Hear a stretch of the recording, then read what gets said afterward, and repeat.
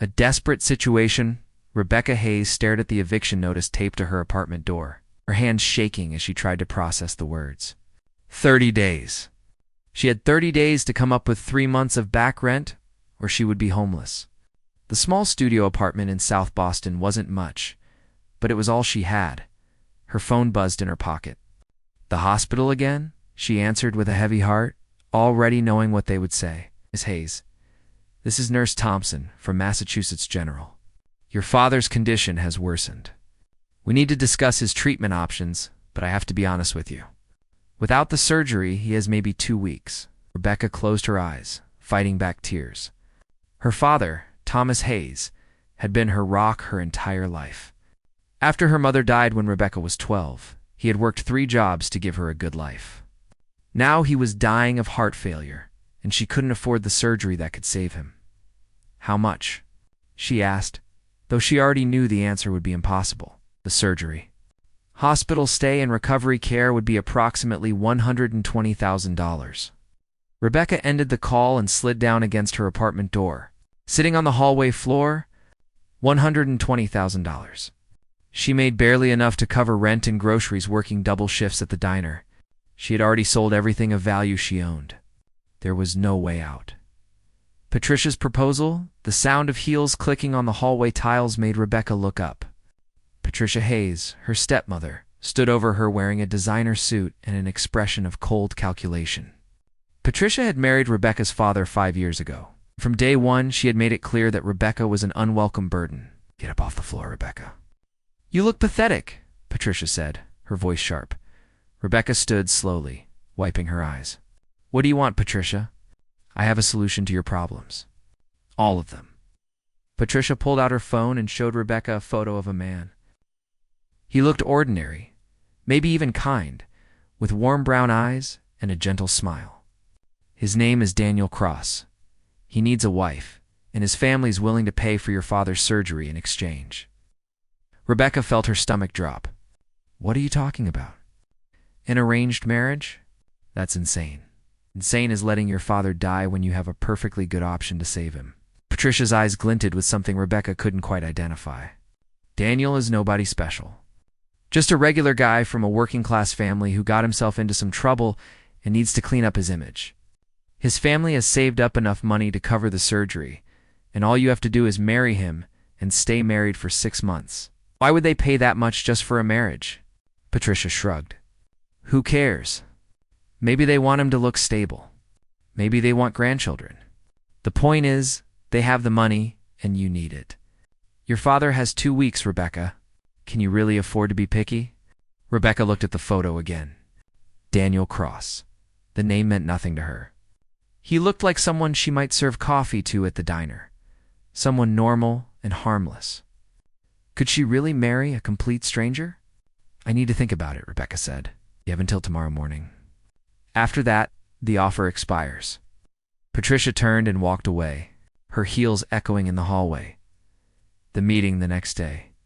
Rebecca found herself sitting in a small coffee shop in downtown Boston, nervously stirring sugar into her coffee for the 10th time. She had agreed to meet Daniel Cross, though every part of her screamed that this was a terrible idea. The door opened, and Rebecca looked up, expecting to see the man from the photo. Instead, someone completely different walked in. He was tall, at least 6'2", with perfectly styled dark hair and a jawline that looked like it belonged on a movie screen. He wore a simple jacket and jeans, but something about the way he carried himself spoke of confidence and power. His eyes scanned the coffee shop until they landed on Rebecca, and he smiled. Rebecca Hayes? His voice was deep and warm, like honey. Yes, and you are. Daniel Cross. Now where he extended his hand. Sorry if I look different from the photo. That was taken a few years ago. Rebecca shook his hand, confused. The man in Patricia's photo had looked pleasant but ordinary. The man standing before her was absolutely stunning. How was this the same person? Daniel sat down across from her, and Rebecca noticed his hands were clean and well cared for. It's not the hands of someone who did manual labor. Nothing about him matched what Patricia had told her. I know this situation is unusual, Daniel said, leaning forward, but I want you to know that I will take care of everything. Your father's surgery, your rent, anything you need. This arrangement will help both of us. Why do you need to get married? Rebecca asked bluntly. Daniel hesitated, choosing his words carefully. Let's just say my family has certain expectations, and I need to meet them to gain access to some family resources. It's complicated, but the marriage needs to appear real. Appear real? We will need to live together. Attend some family events. Convince people that we are actually in love. He pulled an envelope from his jacket. Here is the contract. If you sign, the money for your father's surgery will be transferred today. Rebecca opened the envelope with shaking hands. Inside was a marriage contract, a check for $120,000, and a simple gold wedding band. You came prepared, she said softly. I always plan ahead. Oh. Daniel watched her carefully. I know I am asking a lot, but I promise you, Rebecca, I will keep you safe. This is business, but I will treat you with respect. Rebecca thought about her father lying in a hospital bed, his heart slowly failing. She thought about the eviction notice on her door and the empty refrigerator in her apartment. She thought about how she had been struggling alone for so long, barely surviving. Where do I sign? The wedding 3 days later, Rebecca found herself standing in a courthouse wearing a simple white dress she had borrowed from a coworker. Daniel stood beside her in a dark suit, looking even more handsome than he had in the coffee shop. There were no guests, no flowers, no celebration. Just a judge, 2 witnesses Daniel had brought, and the quiet exchange of vows. Do you, Rebecca Hayes, take Daniel Cross to be your lawfully wedded husband? Rebecca looked at Daniel, the stranger she was binding herself to, and saw something unexpected in his eyes. Kindness, maybe even understanding. I do. Do you? Daniel Cross, take Rebecca Hayes to be your lawfully wedded wife. I do. Daniel's voice was firm and sure, and by the power vested in me by the Commonwealth of Massachusetts, I now pronounce you husband and wife. Ah. Daniel leaned in and kissed her cheek gently, a gesture that felt more brotherly than romantic.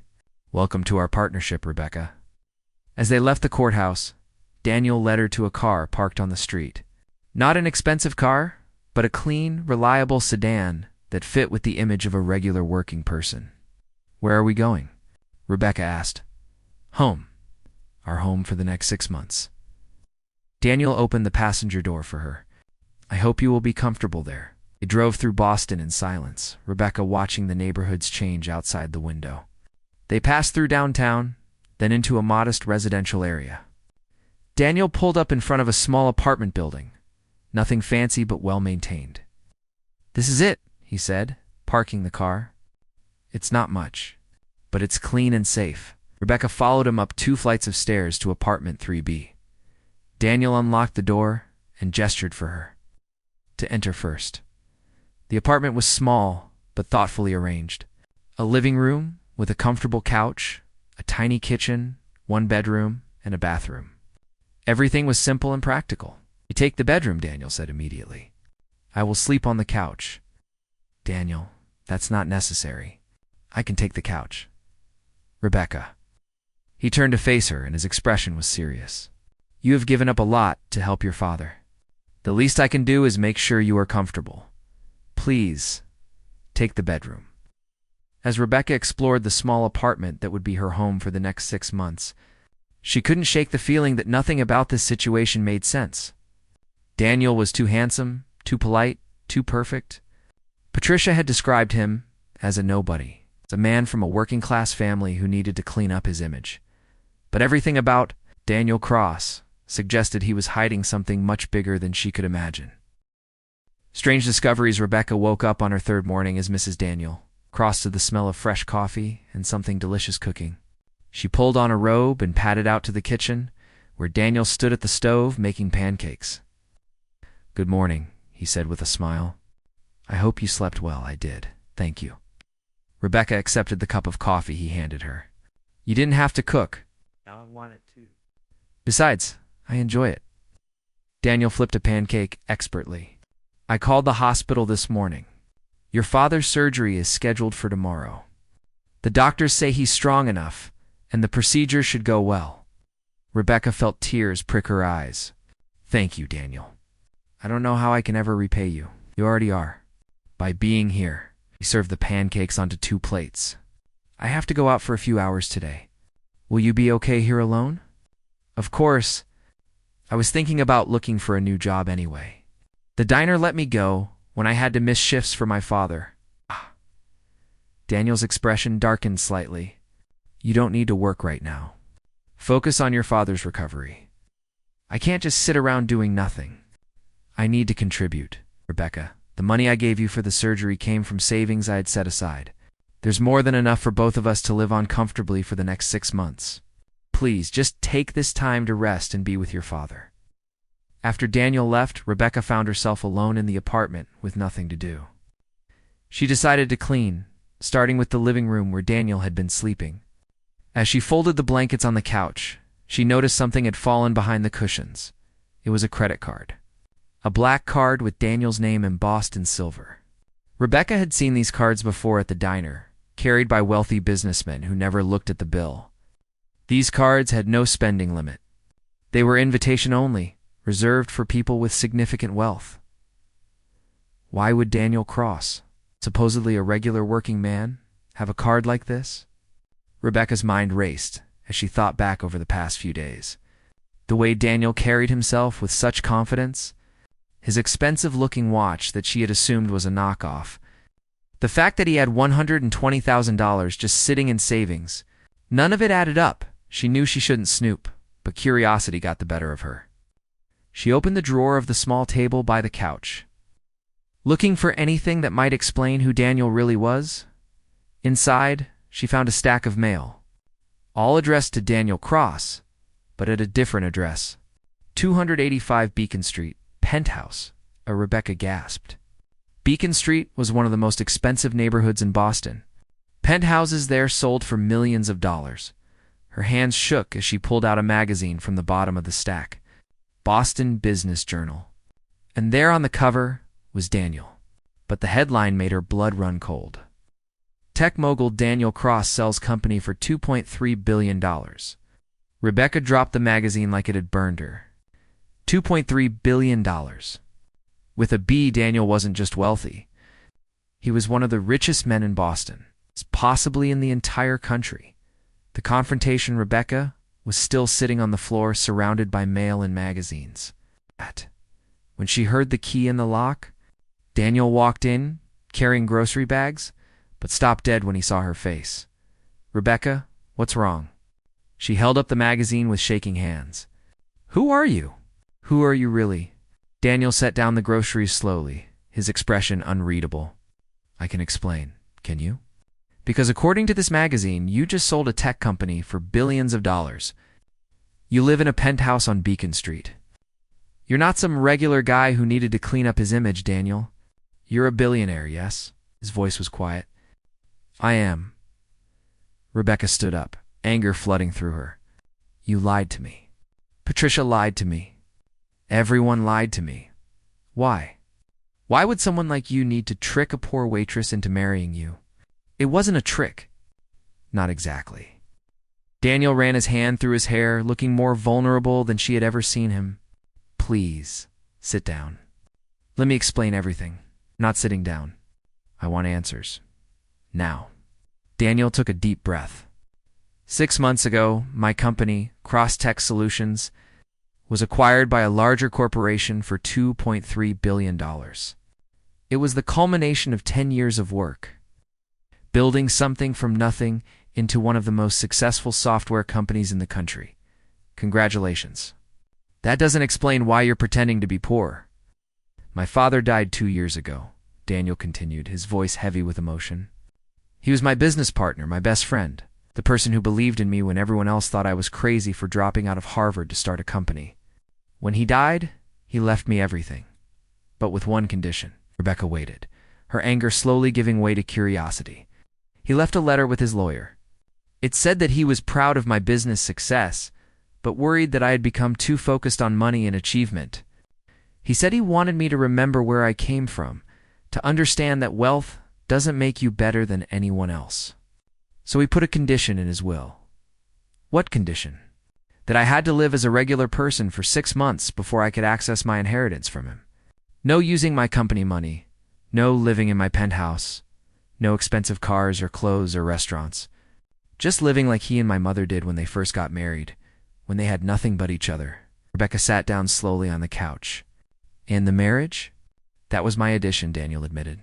My father's will said I needed to understand what it meant to build a life with someone based on more than money. I realized I had never had a real relationship. Every woman I dated knew about my wealth before they knew me. They wanted the lifestyle, the status, the access to my world.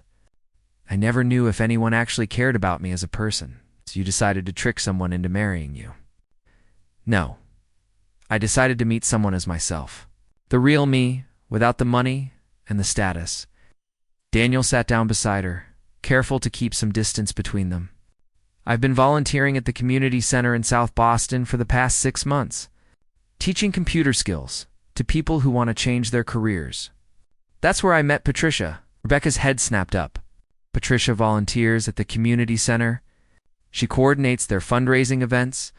We got to talking one day, and I told her about my father's will and my wish to meet someone genuine. She mentioned you. She said you were kind and hardworking and desperately trying to save your father. She made it sound like you were nobody, like you were some guy who got in trouble and needed to fix his reputation. That was partly true, Daniel said quietly. I did get in trouble. With my own family, with my father's memory. I've spent the last 2 years building a company and making money, but I forgot how to be a real person. I forgot that there's more to life than the next deal or the next acquisition. I was becoming someone my father wouldn't have recognized. Rebecca studied his face, trying to reconcile the man sitting beside her with the billionaire on the magazine cover. Why didn't you just tell me the truth? Would you have married me if you knew I was rich? Probably not. Exactly. You would have assumed I was using you or playing some kind of game. You would have been suspicious of every gesture, every kindness. I wanted the chance to show you who I really am without the weight of wealth hanging over everything. Understanding and trust, they sat in silence for a long moment. Rebecca processing everything she had learned. Outside the apartment window, she could hear the sounds of the neighborhood. Kids playing, cars passing, people living their ordinary lives. The apartment, the car, the simple clothes, Rebecca said finally. That's all part of living like a regular person? Yes, this apartment actually belongs to one of my employees. He's spending 6 months abroad and let me sublet it. The car is a rental.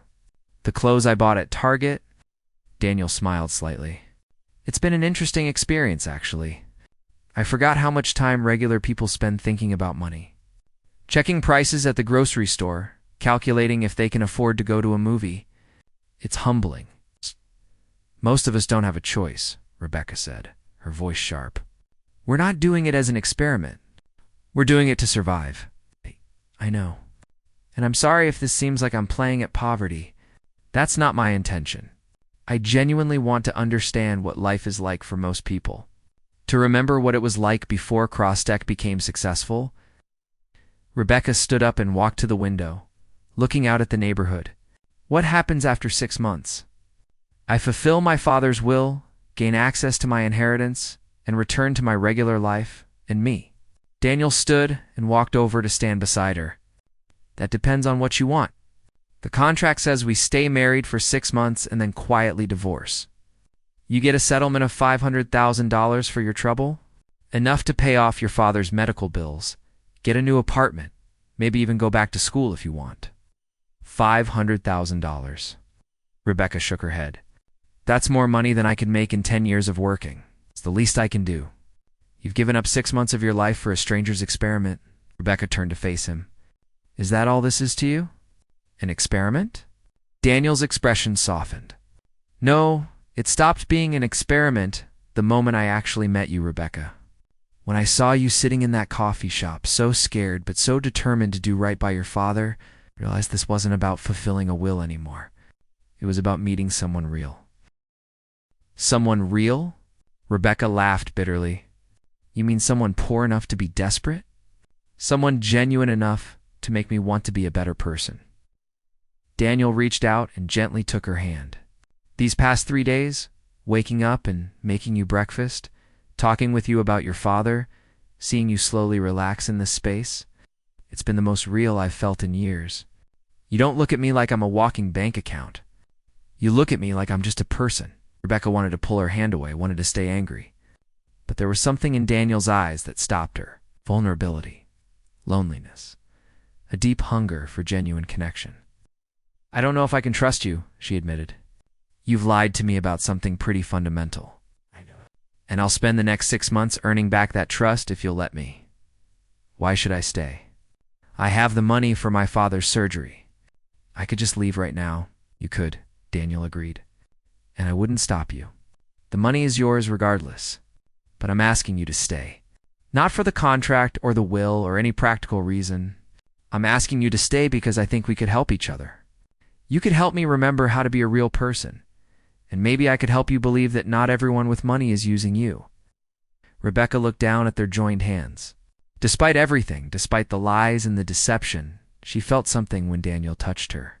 Something warm and safe and unexpectedly real. If I stay, she said slowly, things have to change. No more lies. If I ask you something, you tell me the truth, even if it's uncomfortable. Agreed. And I want to meet the real you. Not poor Daniel or billionaire Daniel, just Daniel. I'd like that too. He smiled and Rebecca felt her heart skip slightly. Though I have to warn you, the real me is pretty boring. I like science fiction novels and terrible action movies. I can't sing at all, but I love karaoke. And I stress bake, which is why I've made approximately 30 dozen cookies in the past 6 months. Rebecca couldn't help but smile. Stress baking. It's a thing. When I'm worried about something, I make cookies. Chocolate chip, usually, but I've branched out into snickerdoodles recently. That's actually kind of adorable. Don't tell anyone. It would ruin my reputation as a serious businessman. Daniel squeezed her hand gently. So what do you say? Will you stay? Rebecca thought about her father in the hospital, finally getting the surgery that would save his life. She thought about the small apartment that had started to feel like home. She thought about Daniel making her pancakes and sleeping on the couch and looking at her like she was someone important. I'll stay, she said finally. But you're making me those chocolate chip cookies, deal. He's meeting his world 2 weeks later. Rebecca's father was recovering well from his surgery. The doctor said he would make a full recovery. And Thomas Hayes was already talking about going back to work at the factory where he had spent 30 years. Absolutely not, Rebecca said firmly during a visit. You're going to rest and recover properly, Dad. But the bills? Becca, I can't just sit around doing nothing while bills pile up. The bills are taken care of, Rebecca assured him, though she didn't explain how. She hadn't told her father about the arranged marriage or Daniel's wealth. As far as Thomas knew, his daughter had simply found a way to pay for the surgery. Daniel had been visiting the hospital with her every day. Rebecca watched as her father grew to like him. They talked about sports and classic cars, and Daniel had a way of making Thomas laugh that warmed Rebecca's heart. He's a good man. Your husband, Thomas, said to Rebecca one day when Daniel had stepped out to get coffee. I don't know how you two met, but I'm glad you found each other. Rebecca felt guilt twist in her stomach. Her father thought this was real, thought she had found love. What would he think when she and Daniel divorced in a few months? That evening, as they drove back to the apartment, Daniel was quiet. Finally, he said, I need to tell you something. Rebecca's stomach dropped. What? My business partner is throwing a charity gala next week? It's a big event. Lots of important people from the tech industry. I usually attend, and if I don't show up, people will start asking questions, so go. I want you to come with me. Daniel glanced at her. As my wife, Daniel, I can't go to a fancy gala. I don't have anything to wear. I don't know how to act around billionaires. I'll embarrass you. You could never embarrass me. And we'll get you a dress. Something you feel comfortable in. A dress for a billionaire's gala probably costs more than I made in a year at the diner. Probably, Daniel admitted. But that's not your concern. You're my wife, Rebecca. Let me take care of this. The word wife sent a strange flutter through Rebecca's chest. She was his wife, at least on paper. But increasingly, it was starting to feel like more than just a legal arrangement. Okay, she said finally. I'll go. But if I make a fool of myself, I'm blaming you. Daniel laughed. Deal. The gala of the dress Daniel bought for Rebecca was the most beautiful thing she had ever worn. Deep emerald green silk that flowed like water with delicate beading along the neckline. When she looked at herself in the mirror, she barely recognized the elegant woman staring back. "You look stunning," Daniel said when she emerged from the bedroom. He wore a perfectly tailored tuxedo that made him look like he belonged on a magazine cover. "I feel like I'm playing dress-up," Rebecca admitted. "Not. This is just you in a different setting. You're still the same kind, strong, amazing person. The dress just helps everyone else see it." They arrived at the gala in a limousine, another reminder that this was Daniel's real world.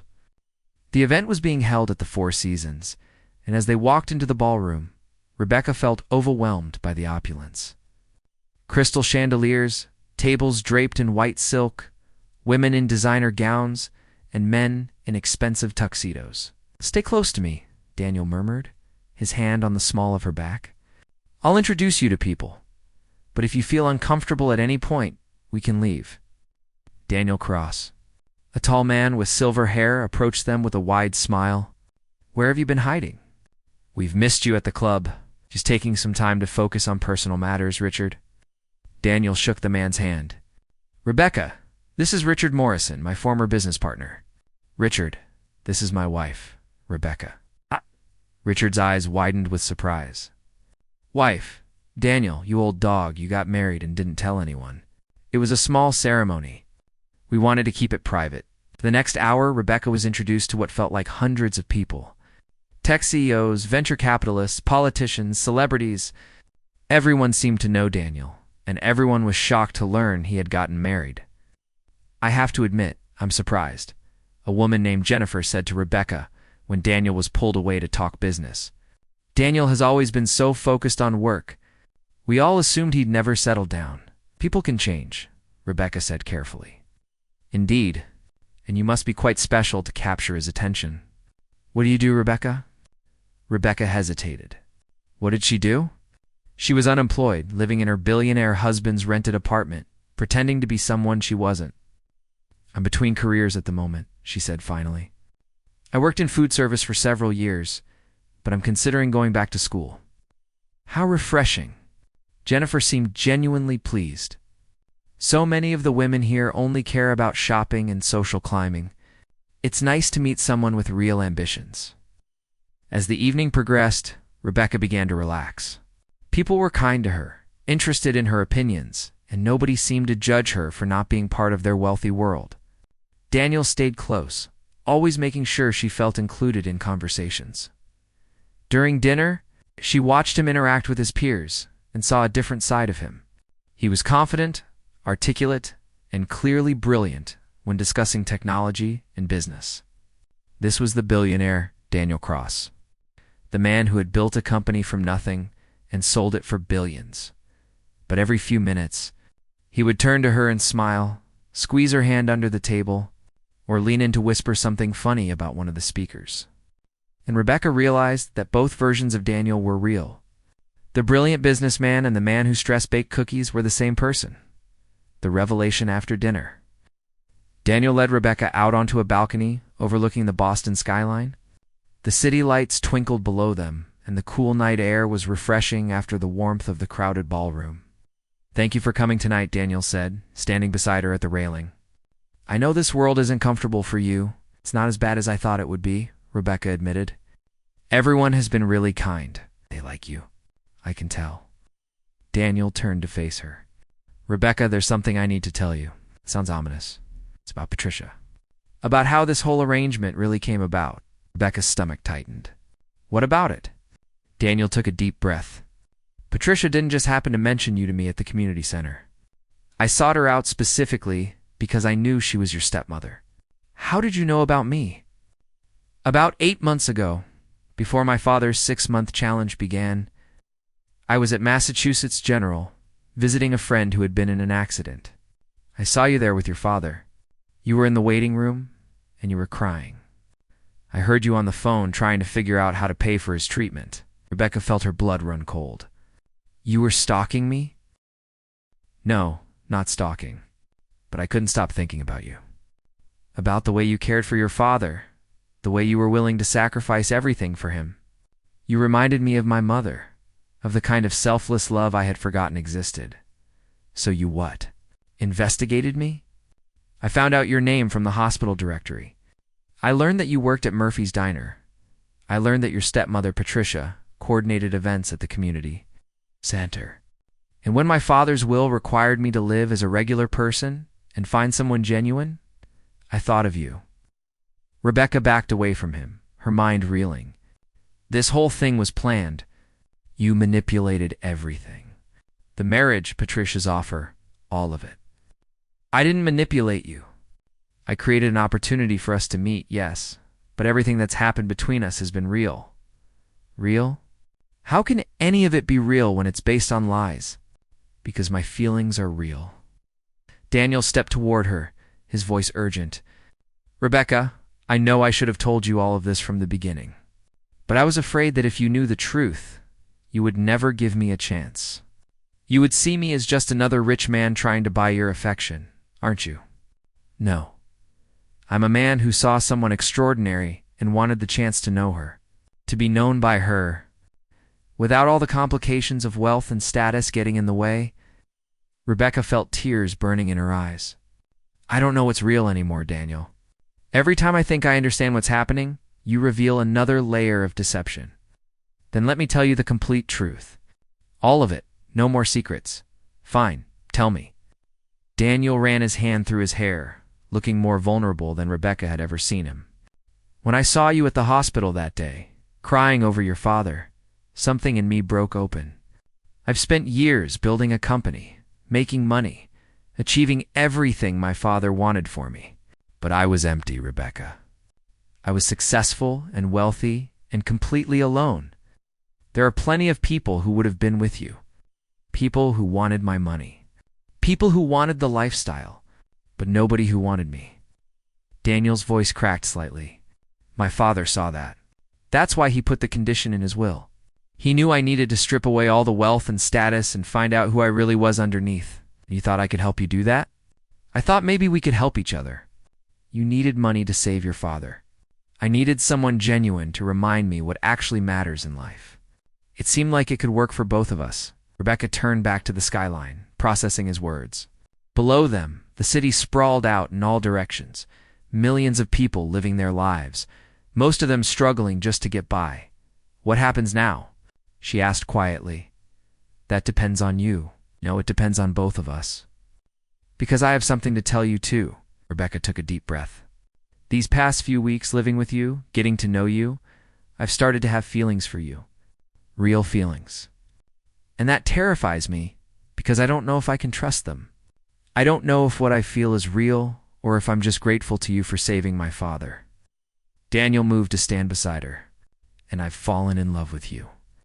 Not the idea of you, not some fantasy I built up in my head, but the real you. The woman who eats cereal for dinner when she's too tired to cook. The woman who ugly cries during sad movies. The woman who calls her father every single day to check on him. That's who I love. But you created this whole situation? How can love be real when the foundation is manipulation? Because love isn't about how it starts. It's about what you build together after that. Daniel turned to face her fully. Yes, I engineered our meeting. Yes, I wasn't completely honest from the beginning. But every moment we've spent together, every conversation, every shared meal, every laugh, that's been real. What I feel for you is real. Rebecca felt tears spilling down her cheeks. I want to believe you, then believe this. Daniel reached into his jacket pocket and pulled out a small box. This isn't part of the contract or the arrangement or my father's will. This is just me asking you a question. He opened the box to reveal a ring. Not the simple gold band from their courthouse wedding, but a beautiful diamond surrounded by smaller emeralds. Rebecca Hayes Cross, would you marry me? Not because of a contract or because you need money or because I need to fulfill a will. Would you marry me because you want to build a life with me? Because you think we could make each other happy? Because you're willing to take a chance on loving someone imperfect and messy and completely crazy about you? Standing up to Patricia before Rebecca could answer. The balcony doors burst open, and Patricia stormed out, her face red with anger. "There you are, Rebecca. We need to talk. Now." Daniel moved protectively in front of Rebecca. "This isn't a good time, Patricia. Don't care." "Rebecca, I've just learned the truth about this little arrangement. Did you know that Daniel Cross is a billionaire? That he's been lying to you this entire time?" "I know," Rebecca said calmly, stepping around Daniel. "He told me," Patricia faltered. "You know? And you're still here?" "Yes, I'm still here. Why? Don't you see that he's been using you? That this whole marriage was just some game to him? The only person who's been using me is you, Patricia." Rebecca's voice was steady and strong. "You've treated me like a burden since the day you married my father. You've never cared about me or my well-being. The only reason you connected me with Daniel was because you were getting paid to find him a wife." Patricia's face went pale. "I don't know what you're talking about. Don't lie." Daniel's voice was cold. "I paid you $50,000 to help arrange this meeting. Money you never told Rebecca about." Rebecca stared at her stepmother. "You got paid? You got paid to sell me into this marriage?" "It wasn't like that. I was helping both of you. He needed a wife. You needed money. You were helping yourself," Rebecca said. "You've always been helping yourself. Well, I'm done. I'm done letting you make me feel small. I'm done accepting your cruelty. And I'm done with you being any part of my life." "Your father will hear about this," Patricia threatened. "Good. Tell him. Tell him everything. Tell him how you've treated his daughter, how you sold her into an arranged marriage, how you pocketed $50,000 and never said a word." Rebecca stepped forward, her voice fierce. "But also tell him how happy I am. Tell him that I've found someone who treats me with respect and kindness. Tell him that for the first time in years, I feel valued and seen and loved." Patricia opened her mouth, then closed it again. Without another word, she turned and stormed back into the ballroom. Rebecca turned to Daniel, who was looking at her with undisguised admiration. "That was incredible," he said softly. "That was terrifying. I've never stood up to her like that before. You were fierce and strong and absolutely magnificent." Daniel took her hands in his. "Rebecca, you don't have to answer my question right now. Take all the time you need. But I want you to know that whether you say yes or no, whether we stay married or get divorced, you've already changed my life. You've reminded me what it means to be a good person. What it means to care about someone more than yourself, what it means to love." Rebecca looked at the ring sparkling in the box, then at Daniel's hopeful face. Then, out at the city lights below, "I have a condition," she said finally. "Anything. I want to finish what we started. The 6 months of living as regular people. I want us to go back to that apartment, to keep cooking together and watching movies and just being ourselves without all of this." She gestured at the gala. "I need to know that what we have works in real life, not just in this fairy tale world." Daniel smiled. "Done. We'll go back to the apartment tomorrow. And after that, after the 6 months are up, I'll give you my answer." "Fair enough." Daniel closed the ring box and put it back in his pocket. "Though I should warn you, I'm going to spend the next few months doing everything I can to convince you to say yes. I'm counting on it." 6 months later, Rebecca stood in the small apartment kitchen, making pancakes while Daniel set the table. It was the last day of their 6-month agreement, and tomorrow they would have to decide what came next. Her father had made a full recovery and was back at work part-time. Rebecca had enrolled in online classes to finally get her college degree, and she and Daniel had spent 6 months living a beautifully ordinary life together. They had movie nights and argued about whose turn it was to do dishes. They had taken walks through the neighborhood and tried every restaurant within a 2-mile radius. They had talked for hours about everything from their childhoods to their dreams for the future. And somewhere along the way, the pretend marriage had become real. "Penny for your thoughts?" Daniel asked as they sat down to eat. "I'm thinking about how strange it is that 6 months ago, I thought my life was ending, and now I'm happier than I've ever been." "Me too." Daniel reached across the table and took her hand.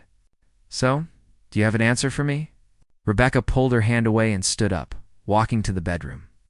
Daniel's face fell, but she returned a moment later, holding a small box. "Before I give you my answer, I have something for you. She handed him the box. Daniel opened it and found a simple wooden ring inside, clearly handmade and imperfect.